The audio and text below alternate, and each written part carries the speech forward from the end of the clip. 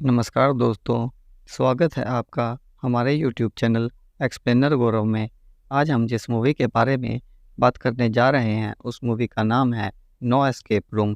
Film की शुरुआत में हम देखते हैं कि एक बाप और बेटी कार में जा रहे होते हैं। बेटी कान पर हेडफोन लगाए फ़ोन पर किसी से चैट कर रही होती है और उसका बाप कार ड्राइविंग कर रहा होता है। बेटी का नाम कैरन होता है। बाप अपनी बेटी से बात करने की कोशिश करता है। वह उससे पूछता है कि उसका स्कूल कैसा चल रहा है और उसका पेपर कैसा गया। उसकी बेटी कहती है कि कौन सा पेपर। उसकी बेटी कहती है कि उस बात को 3 हफ्ते हो गए। फिर उसका बाप कहता है कि तुम मेरा दिया हुआ नेकलेस क्यों नहीं पहनती। फिर उसकी बेटी इस बात का कोई जवाब नहीं देती, लेकिन उनकी कार अचानक खराब हो जाती है। बाप नीचे उतरकर कार ठीक करने की कोशिश करता है। तभी पास से एक ट्रक गुजरता है। बाप अपनी बेटी को जोर से पकड़कर खींचता है क्योंकि उसकी बेटी ने हेडफोन लगाए होते हैं, जिसकी वजह से उसे ट्रक का पता नहीं चलता और वो उससे टकरा सकती थी। अब दिखाया गया है कि वे कार ठीक होने देकर होटल में खाना खाने जाते हैं। उसका बाप अखबार में एडवर्टीजमेंट देखता है जिसमें एक गेम होता है, एस्केप रूम। वो अपनी बेटी से इस गेम को खेलने को कहता है। फिर रेस्टोरेंट की मालकिन उनके पास आती है। बाप रेस्टोरेंट के ओनर से इस गेम के बारे में पूछता है कि ये कहाँ पर है। वह बताती है कि आपको वहाँ नहीं जाना चाहिए, वहाँ जो भी जाता है वापस नहीं आता। तभी वो हंसने लगती है और कहती है कि मैं तो मजाक कर रही थी, तुम्हें इसे ज़रूर से ट्राई करना चाहिए। अब दिखाया गया है कि कैरन बाथरूम में जाती है और अपने फादर का दिया हुआ नेकलेस अपने गले पर लगाकर शीशे में देखती है। तभी वाशरूम के एक कमरे में कॉइन गिरता हुआ दिखाया गया है। ऐसा लगता है जैसे कोई कैरन को देख रहा हो। कॉइन गिरने की आवाज़ सुनकर कैरन धीरे से उस रूम की तरफ जाती है। तभी अचानक से दूसरे दरवाजे से होटल की ओनर आ जाती है। होटल की ओनर हाथ धोकर वहाँ से निकल जाती है। तभी कैरन का बाप उसे आवाज़ लगाता है कि चलो चले यहाँ से। अब वे एस्केप रूम वाले घर पहुँचते हैं और उसका दरवाज़ा खटखटाते हैं। दरवाज़ा अपने आप खुल जाता है और वे अंदर चले जाते हैं। तभी अचानक से कैरन के पीछे से एक लड़की आ जाती है और उसका हाथ पकड़कर खींचती है और कहती है, तुम यहाँ कैसे आई। तभी उसका बाप उसे उससे अलग करता है और कहता है, तुम यह क्या कर रही हो। वह कहती है कि थैंक गॉड तुम आ गए, मैं जोशी हूँ, तुम्हें तो याद ही होगा, जल्दी करो, हमारे पास वक्त नहीं है। यह कहकर दूसरे कमरे में चली जाती है। उन्हें लगता है कि वो एक्टिंग कर रही है। फिर वे दोनों उस कमरे में जाते हैं। वहाँ 3 लोग और होते हैं जिनके नाम मेलिनी, टाइलर और एंड्रू होते हैं। वे सब एक दूसरे को इंट्रोड्यूस करते हैं। कैरन का फादर उन्हें बताता है उसका नाम माइकल है। तभी जोशी ट्रे में चाय लिए आती है और कहती है, मेरे पास बताने के लिए ज़्यादा नहीं है, लोग यहाँ बहुत कमाते हैं जब से लोग गायब होना शुरू हुए हैं। फिर जोशी उन सबको एक कॉन्ट्रैक्ट साइन करने को देती है जिसमें लिखा होता है कि वे सब यहाँ अपनी मर्जी से आए हैं। जोशी उन सब से इलेक्ट्रॉनिक डिवाइस ले लेती है और फिर उनको एक अजीब सी वीडियो दिखाती है जिसमें बताया गया है कि एक आविष्कारक यहाँ रहता था। शहर ने आविष्कारक के प्रयोगों को रोकने के लिए 5 लोगों को भेजा जो सभी गायब हो गए। यह पता लगाना और उनकी मदद करना आप लोगों का काम है। आपकी मदद के लिए हर कमरे में एक चाबी छुपी है, लेकिन इसके लिए आपके पास सिर्फ 1 घंटे का समय है। अगर किसी भी समय आपको लगे कि आप खेल से बाहर आना चाहते हैं तो अब एक शब्द बोलिए और आप खेल से बाहर आ जाएंगे। तभी वीडियो बंद हो जाता है। फिर सब लोग एक कमरे में जाते हैं। उस कमरे का दरवाज़ा अपने आप बंद हो जाता है और टाइमर स्टार्ट हो जाता है। फिर सब लोग क्लू ढूंढने लग जाते हैं।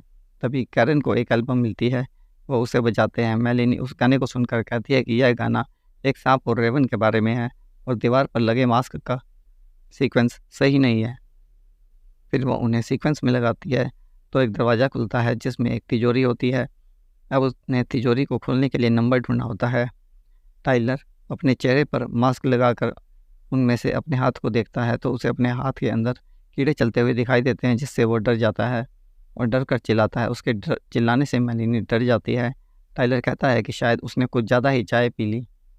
एंड्रू एक लैंप जलाता है और माइकल की नज़र उन मास्क पर पड़ती है जिस पर लैंप की रोशनी पड़ रही होती है। उन रोशनी से मास्क पर नंबर नज़र आते हैं जिससे वे तिजोरी खोलते हैं। तिजोरी में एक चाबी होती है जिससे वे सब दरवाज़ा खोलकर दूसरे कमरे में चले जाते हैं। इस कमरे में बहुत सारी घड़ियाँ होती हैं। तभी मेलिनी वहाँ पर रखे फ़ोन का रिसीवर उठाती है। उसे उस फ़ोन से कुछ आवाज़ सुनाई देती है, लेकिन जब भी वह उस फ़ोन में बोलती है तो उसे उसकी ही आवाज़ सामने से सुनाई देती है। वो कहती है कि ये एक ट्रैप है, मेरी आवाज़ ही मुझे सुना रहे हैं। फिर फ़ोन से आवाज़ आती है, तुम नहीं जानती यह क्या है, तुम कुछ नहीं जानती, वो वहीं पर है। मालिनी फ़ोन का रिसीवर टाइलर की तरफ करके कहती है कि यह फ़ोन शायद तुम्हारे लिए है। टाइलर घबराते हुए फ़ोन पकड़ता है। फ़ोन से आवाज़ आती है, टाई I am sorry. Tyler Malini को कहता है कि यह कैसा मजाक है। मालिनी कहती है, यह मैं नहीं हूँ। फ़ोन से आवाज़ आती है, यह मैं नहीं हूँ, तुम्हें वहाँ से निकलना होगा। तभी टाइलर फ़ोन का रिसीवर कान से हटाता है तो उसे फ़ोन के रिसीवर पर कुछ कीड़े दिखाई देते हैं, लेकिन किसी और को कोई कीड़ा नहीं दिखाई देता। टाइलर इससे बहुत डर जाता है और अब एक शब्द बोलकर खेल से बाहर हो जाता है। अब सब लोग क्लू ढूंढने लग जाते हैं। माइकल को एक टाइपराइटर मिलता है जिसकी सारी कीज़ गलत लगी होती हैं। तभी कैरन एक घड़ी मिलती है जो कि 10:12 पर ही रुकी होती है। फिर वो रेडियो पर 101.2 पर चलाते हैं जिसमें कुछ शब्द बोल रहे होते हैं। इन शब्दों को टाइपराइटर पर टाइप किया जाता है तो लिखा आता है, 5 लापता लोग रात से गायब। फिर कैरन घड़ी की सुइयों को घुमाती है, तभी एक चाबी मिलती है। उस चाबी से एक अलमारी खुलती है। तभी अचानक से अलमारी में से कोई कैरन का हाथ पकड़ता है और कैरन डर जाती है। वह सब देखते हैं कि वह जोशी है और उसके पेट से खून निकल रहा है। जोशी कहती है कि आविष्कारक इस घर के अंदर है, उन सबको यहाँ से निकलना होगा। और अंत में कहती है, मास्टर की ढूंढो। तभी अलमारी का दरवाज़ा बंद हो जाता है। माइकल सोचता है कि वो मर गई, लेकिन मालिनी सोचती है कि वो एक्टिंग कर रही है। माइकल घबरा जाता है और बाहर निकलने के लिए अब एक शब्द बोलता है, लेकिन कोई दरवाज़ा नहीं खुलता। और वो कहता है कि क्या ऐसा हो सकता है, इससे वर्ड को वो कैसे इग्नोर कर सकते हैं, हम सब यहाँ ट्रैप हो चुके हैं। लेकिन एंड्रू कहता है, टाइलर तो यहाँ से निकल गया। कैरन कहती है कि यह एक कोइंसिडेंस नहीं हो सकता, इससे पहले कि हम चेक करते वो मर चुकी है या नहीं, दरवाज़ा बंद हो गया था। मेलिनी कहती है कि शायद हम वो चाबी हमें इसलिए दी गई थी ताकि हम जोशी तक पहुँच सकें। फिर एंड्रू कहता है कि शायद हमें दरवाज़ा खोलकर यहाँ से नहीं निकलना है। वो देखता है कि दरवाजे के ऊपर से बाहर जाने का रास्ता होता है, लेकिन वो इतना छोटा होता है कि वहाँ से कैरन के अलावा और कोई नहीं जा सकता। माइकल कैरन को जाने से मना करता है, लेकिन वो कहती है कि उसे ऐसा करना होगा, हम यहाँ फंसे नहीं रह सकते, मैं बस दरवाजे की दूसरी तरफ रहूँगी और बात करती रहूँगी। फिर वो दरवाजे के दूसरी तरफ जाकर बोलती है, यहाँ कोई नहीं है। फिर बाहर से दरवाज़ा खोलने की कोशिश करती है, लेकिन वह दरवाज़ा फिर भी नहीं खुलता। माइकल उसे चारों तरफ देखने को कहता है। तभी वहाँ से किसी की आवाज़ आती है। कैरन को लगता है वह आवाज़ जोशी की है। वह आवाज़ कैरन को बुलाती है और उसे अपने साथ चलने को कहती है। कैरन कहती है, मुझे पता है तुम जोशी हो। फिर कैरन अपने डैड को बताती है वह ठीक है और जोशी यहाँ है, वो जिंदा है। और जोशी को कहती है हमें और नहीं खेलना। कैरन जोशी के पीछे जाने लग जाती है, जबकि दूसरी तरफ बाकी सब लोग वहाँ पर पड़ी हुई एक बड़ी सी घड़ी उठाकर दरवाजे तोड़ने की कोशिश करते हैं। कैरन जोशी का पीछा करते हुए एक कमरे के अंदर जाती है तो दरवाज़ा अपने आप बंद हो जाता है। जैसे ही यह दरवाज़ा बंद होता है, बाकी सब लोग जहाँ फंसे होते हैं उसका दरवाज़ा अपने आप खुल जाता है। कैरन आवाज़ के पीछे पीछे जाती है और उसके पीछे जाते जाते वो एक ऐसे रूम में पहुँचती है जो दिखने में कुछ एक्सपेरिमेंट रूम जैसा लगता है, जहाँ कुछ लाशें पड़ी हैं जो कि ढकी हुई है। कैरन को एक चाबी मिलती है, वो चाबी उठाती है, तभी उसकी नज़र अपने सामने रखी एक लाश पर पड़ती है। लाश के चेहरे से वो कपड़ा हटाती है। लाश को देखते ही कैरन डर जाती है और चीखती है और उसके डरने से उसके चेहरे पर पसीना आ रहा होता है। कैरन को किसी के चलने की आवाज़ आती है।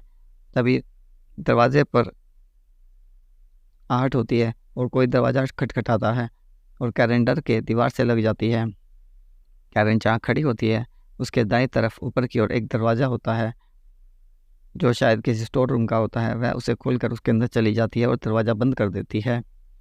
दूसरी तरफ बाकी सब लोग बाहर निकलने का रास्ता ढूंढ रहे होते हैं। तभी माइकल को दरवाजे के की होल में से रोशनी आती दिखाई देती है। वह उस रोशनी पर 3-4 बार हाथ हिलाता है तो दरवाज़ा अपने आप खुल जाता है। तीनों जैसे ही उस दरवाजे से दूसरे कमरे में जाते हैं, दरवाज़ा फिर से अपने आप बंद हो जाता है। वहाँ प्रोजेक्टर पर एक वीडियो चल रहा होता है। एंड्रू उसे देखकर कहता है कि हम इसे देख चुके हैं।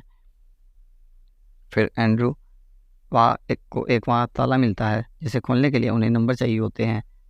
अब दूसरी तरफ कैरन को दिखाया गया है जो स्टोर रूम में लेटी है। वहाँ एक लाश भी पड़ी है जो कि ढकी हुई है। उस लाश के चेहरे से धीरे धीरे कपड़ा हट रहा है और लाश का हाथ धीरे धीरे कैरन की तरफ बढ़ रहा है। कैरन यह देखकर बहुत डर जाती है और उसके दिल की धड़कन काफ़ी बढ़ जाती है।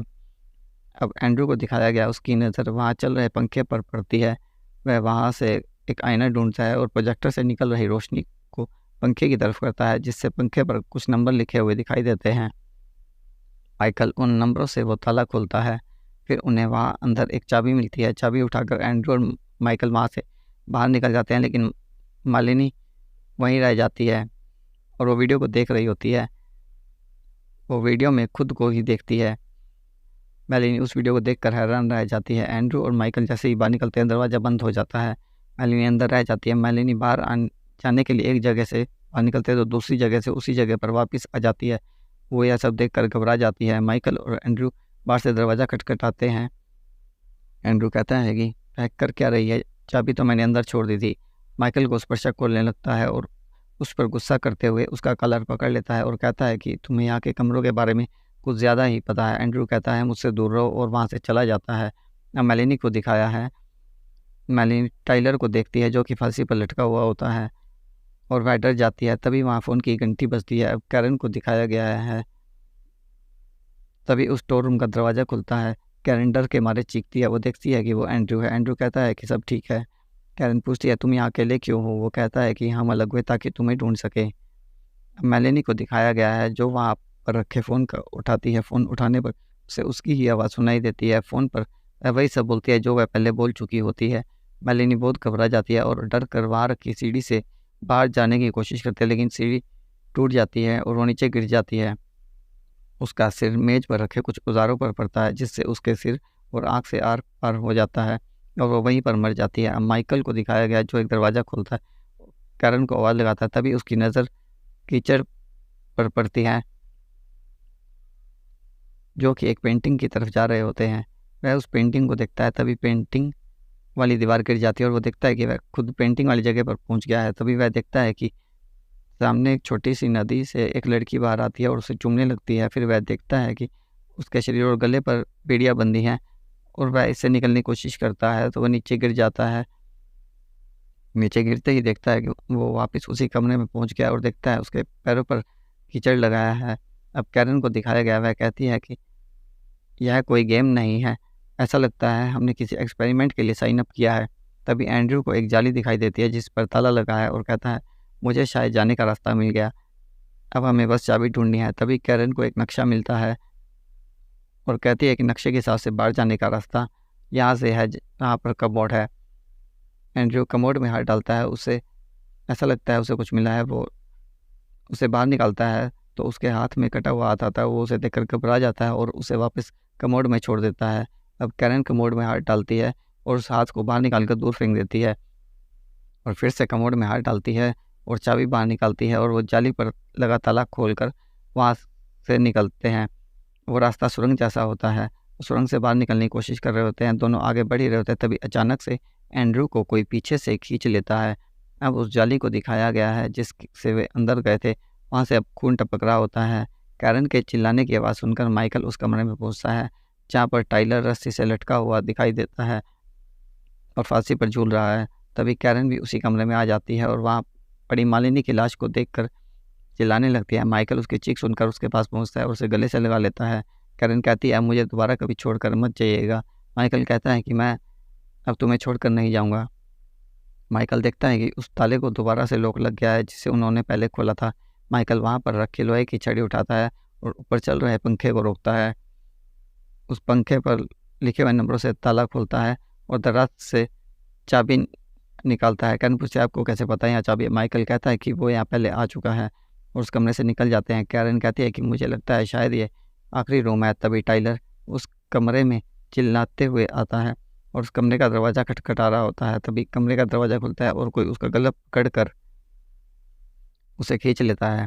कैरन पूछती है कि आपने कहा था टाइलर मर चुका है, लेकिन यह तो जिंदा है। माइकल कहता है वह मर चुका है, यह टाइलर नहीं हो सकता। फिर कैरन कहती है शायद यह पूरी जगह ही एक ऐसी घटना का इको है जो पहले घट चुकी है।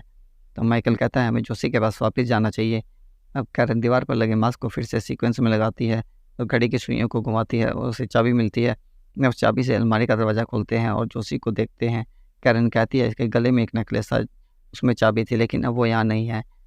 माइकल को कहती है, डैड मैंने ऑटोप्सी रिपोर्ट देखी थी, उसमें पेट में कुछ था, तो शायद चाबी इसके पेट में है। अब माइकल उसके पेट में हाथ डालकर उसके पेट से चाबी बाहर निकालता है और दरवाज़ा खोलते हैं और वो बाथरूम में पहुंचते हैं। कैरन कहती है वह यहाँ आ चुकी है। माइकल को किसी के आने की आहट सुनाई देती है और वह कैरन को लेकर वॉशरूम के कमरे में छुप जाता है। माइकल और कैरन देखते हैं कि वॉशरूम में जो आया है वह कैरन ही है। माइकल और कैरन देखते हैं कि दूसरी कैरन अपने पर्स से नेकलेस निकालती है और अपने गले पर लगाकर आईने में देखती है। तभी वॉशरूम में छुपी हुई कैरन के हाथ से चाबी नीचे गिरती है, जिसकी आवाज़ सुनकर कैरन उस वॉशरूम को चेक करने के लिए उस दरवाजे की तरफ धीरे धीरे बढ़ती है। तभी साथ वाले बाथरूम के दरवाज़ा खुलता है और होटल की ओनर अंदर आती है। उन्हें बाहर से माइकल की आवाज़ सुनाई देती है, जो कैरन को आवाज़ लगाता है, चलो चले यहाँ से। अब वॉशरूम में छुपे हुए माइकल और कैरन बाहर आते हैं तो देखते हैं कि होटल पहुंच गए हैं जहां उन्होंने खाना खाया था। और फिर वो होटल से बाहर निकलते हैं और अपनी कार के पास पहुंचते हैं। वे दोनों कार में बैठकर कार स्टार्ट करने की कोशिश करते हैं, लेकिन चाबी वहाँ नहीं है। वो देखते हैं कि वहाँ बॉक्स को ताला लगा हुआ है और अब अंत में उस घर को दिखाया गया है जहाँ वे एस्केप रूम गेम खेलने के लिए गए थे। मूवी यहीं पर समाप्त हो जाती है। अगर आपको हमारा ये एक्सप्लेनेशन पसंद आया हो तो वीडियो को लाइक करें और अगर चैनल पर नए हो तो सब्सक्राइब करें।